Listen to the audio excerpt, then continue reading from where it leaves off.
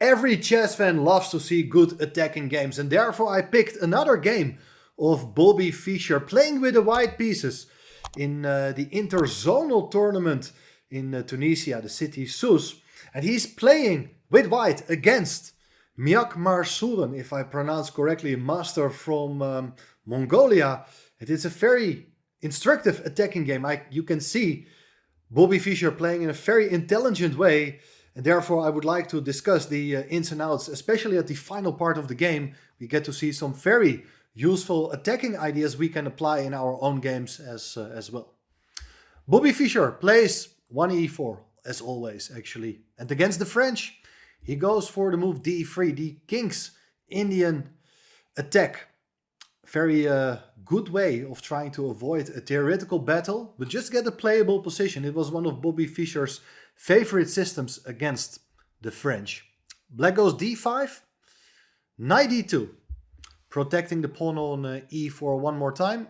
Knight f6, g3, c5, bishop g2, knight c6, knight f3. This is all pretty standard.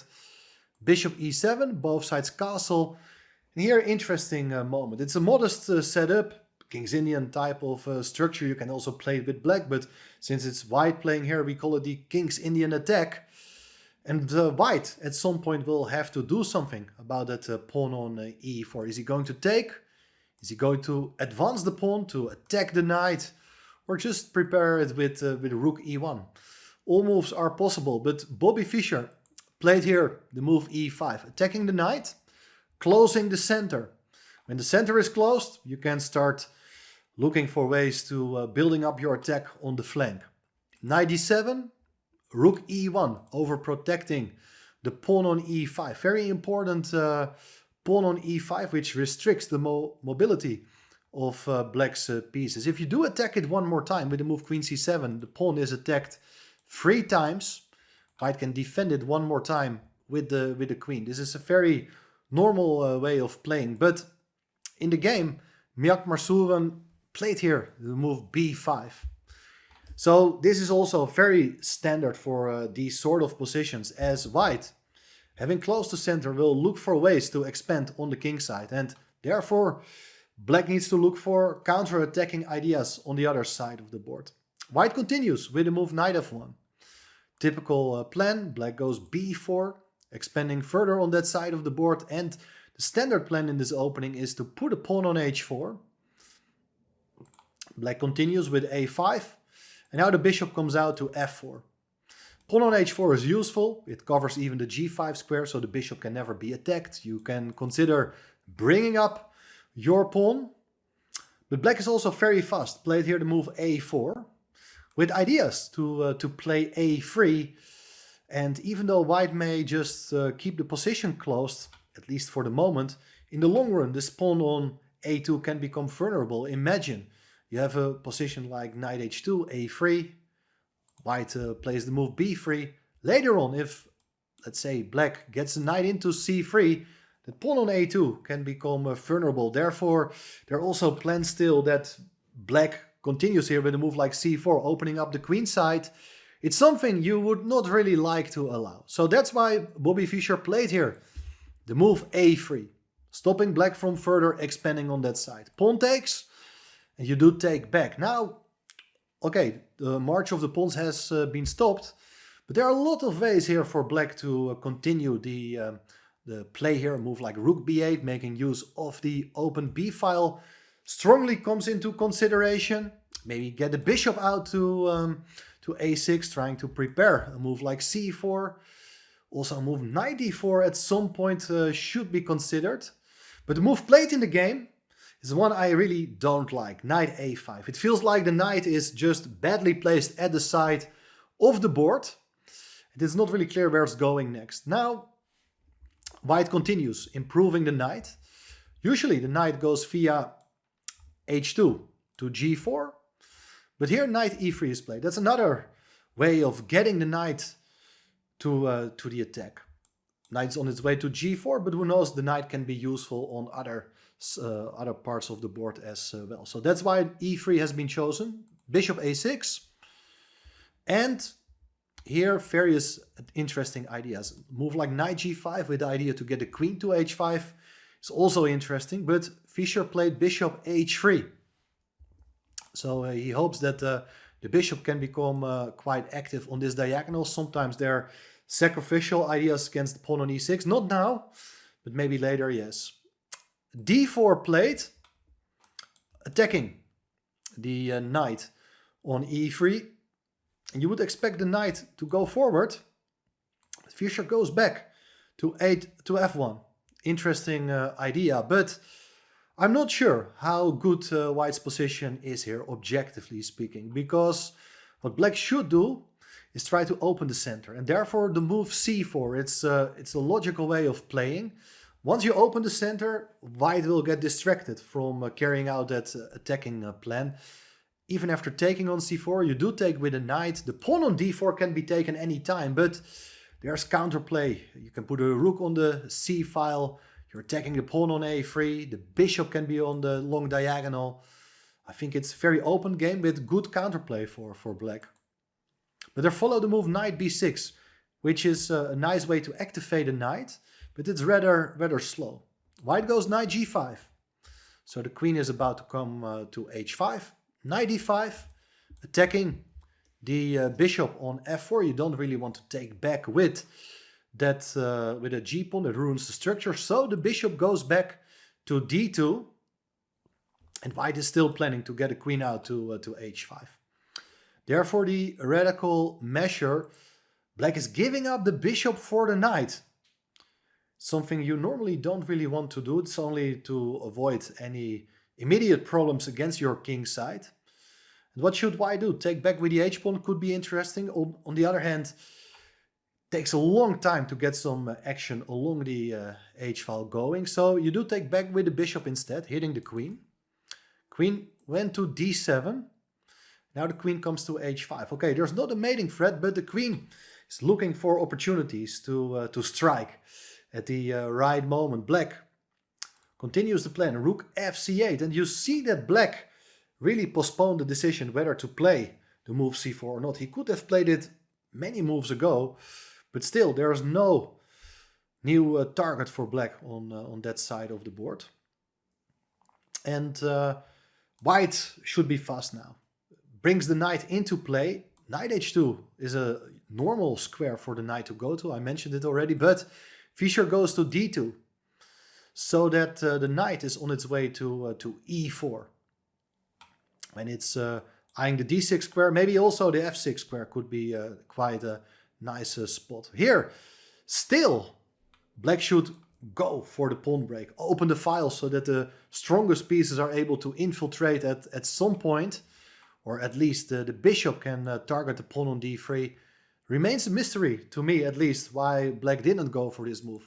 Knight c3 was played, controlling the e4 square, preventing White from getting that knight to a more active square. But now the Black pieces are too far away from where the action is going to take place. And Fischer played the thematical bishop sacrifice, bishop f6. This is an attacking idea everybody needs to remember. No matter what, if you play this opening or not, doesn't matter. This is such a typical idea. Your plan is to go queen g5 next and threaten checkmate. Of course, the bishop cannot really be taken. That runs into pawn takes f6, and the pawn is equally good as the bishop. Now, there's a mating threat on g7. If the king goes to h8, you put your knight on f3. And there are really strong threats, including knight g5 threatening mate. If you try to stop the mating threat, let's say with a move like rook g8, the knight can even come in to e5, attacking the queen. If the queen goes away, it's knight takes f7, and the king is trapped in the corner. Black will be forced to give up the queen in that case. So that's a very thematical point behind that bishop sacrifice. Black didn't accept the gift. Dropped back with the queen to e8, so that the queen can always help on f8 to guard the g7 square. But now the knight comes in, knight e4, threatening even to give a knight fork on d6 to attack the queen and the rook. If you do take on e4, it's rook takes e4, and the rook is ready to join as well. Black instead played this move, g6. That pretty much comes down to the same as what we have been talking about. Black is attacking the queen. And normally you would put your queen on h6, threatening checkmate. But one of the major points behind Black's play here is queen f8. And you do attack the queen, offering the exchange of queens. Will definitely benefit Black when the queens will come off the board. So therefore, White got to be precise. Queen g5 instead was played, so you do keep the tension. And the Black queen got to stay very close, so that queen h6 can always be met with queen f8. Knight takes e4 played. Otherwise the knight would have landed on d6. So rook takes e4. And you see that White is having quite a number of pieces on that side of the board. Now finally Black plays the move c4, but the counterplay comes way too late. How should White continue here? Pawn on d3 is under an attack, but that's not important. It's all about the king's safety. But here again, queen h6 runs into queen f8. So that's not a good idea. We need to find additional ideas to get the attack going. And Fischer played here the move h5. That's a good idea. So that after the pawn captures on d3, you don't even have to take back. You bring your rook over to h4. Now the rook is joining the attack as well. This is very interesting because you're all wondering what happens if Black just captures another pawn. Well, then it's h takes g6, opening up the h-file for the rook. You can never take back with the h-pawn because of checkmate. Here you see the power of this bishop. If you do take back with the other pawn, then there's a fantastic tactical shot in the form of rook takes h7. Opening up the king side. After king takes h7, it's queen h4 check. King got to go back. Queen h8. Now the queen is on that square. King f7 and it's checkmate. Beautiful idea. So no time for Black at all to take that pawn on c2. You understand that the idea is to take on g6 followed by a rook sacrifice on h7. And therefore Black played here this move, rook a7. That's a good idea. With the point that if you take now, Black recaptures with the f-pawn, so that the rook helps in defense. That's the idea behind that move, rook a7. Now as a rule of thumb, whenever you're on the attack, it's very clever usually to maintain the tension, not to capture too early. As you can see, taking on g6 helps Black to get the rook involved. But how should White continue then instead? Look at this. Fischer drop back with the bishop to g2. And the idea is to get the bishop over to e4. But what is White exactly having in mind? Well, good question. Let's see. You would like to exchange pieces as Black, but a move like bishop b7, it's not good. It runs into pawn takes g6. No time to take the bishop, of course, because of g takes h7. It's double check. And after the king goes away, you promote to a new queen. That's checkmate. No time to take the bishop. If you take back with the f-pawn, you see there's a huge problem as the bishop disconnects the rook from protecting the pawn on h7. And here again, it's rook takes h7. King takes with the same mating pattern as we have seen in the other line. So there's no way to challenge that bishop. In the game, there followed pawn takes c2. These pawns, they look pretty strong. But White's attack is even more impressive. Let's see. Queen h6 now. That's strange because for quite some time we were thinking queen h6 can always be met with this move, queen f8, which was played in the game. But now the main point of White's previous move, bishop g2, is revealed. Can you see the key move here? Just think about for yourself, pause the video, and then you can see. Stunning idea. 3-1, queen takes h7. It's queen sacrifice. King takes, it's the only move, and now h takes g6, double check. The king has only two moves. You should take the pawn, as was played in the game. Then it's bishop e4. Now we see the bishop. It's beautiful checkmate. The pawn protects the other bishop. Bishop is taking away the other squares. The rook covers the h-file. Beautiful checkmate. If you, instead of taking back with the king, go back with the king to g8, then again it's rook h8 with the mating pattern we have become familiar with already.